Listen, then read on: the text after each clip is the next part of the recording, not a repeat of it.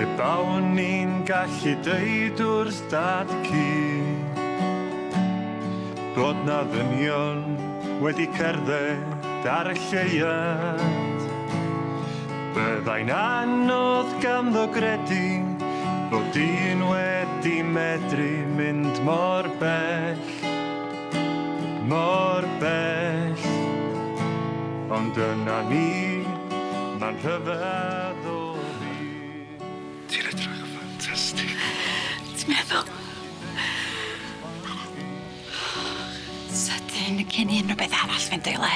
Nid o'r ser yn ôl ein gwyddonwyr ni, ond efallai mae fi sy'n hen ffan. Diolch i bawb am ddwad heddiw i ddiwrnod a seremoni arbennig i ddathlu'r cariad amlwg sydd yma yn bresennol rhwng Vincent a Gwenno.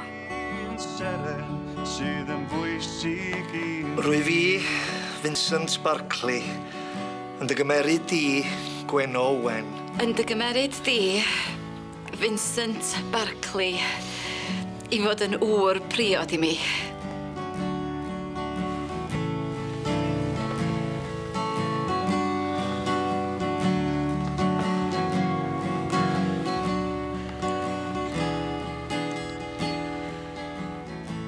Rwy'n rhoi'r fodrwy hon i ti.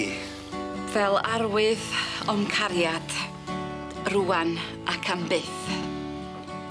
Mae'n bleser gen i'r nawr gyhoeddi eich bod bellach yn ŵr a gwraig. Llongyfarchiadau.